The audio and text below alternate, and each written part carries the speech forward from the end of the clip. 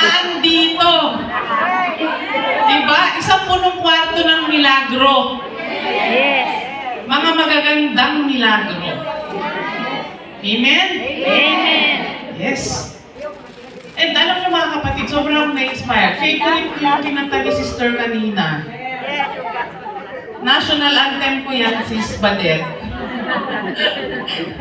When I was in the midst of my, the most difficult part of this course, no, yan ang national anthem ko. Yan, thank you. From the moment that I wake up talaga, di ba? Until I lay my head. Talagang talagang faithfulness lang talaga ng Panginoon ang pinangahawakan natin. Okay! So meron daw po kung konting slides dito.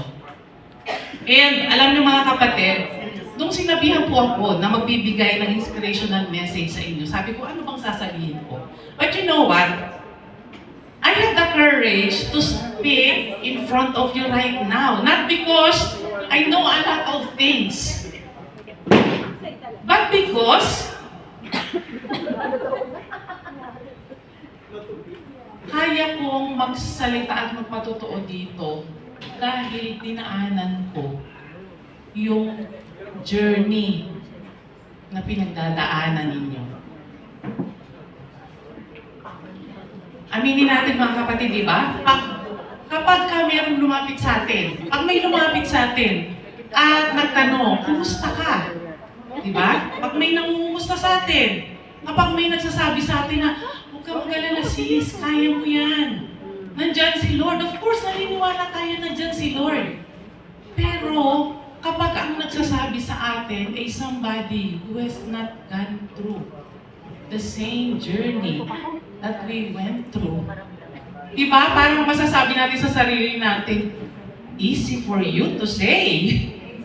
Easy for you to say. Ang daling magsalita. Ang daling mong sabihin na, huwag kang mag-alala sis, kaya mo yan. Malalampasan mo yan. Because hindi nila naranasan yung dinaanan natin, di ba? But I have the courage to speak before you this afternoon, mga kapatid. Because I am with you in this journey.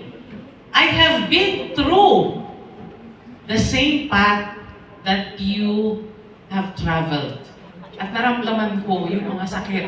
Naramdaman ko yung pagkakalbo. Tumubo na lang. Naramdaman ko yung nagbago yung mukha. And allow me to share my story with you para maipakita ko sa inyo talaga na hindi ako kaiba. Kaklase mo ako. I am your classmate. So, gaya po ng nasabi ng ating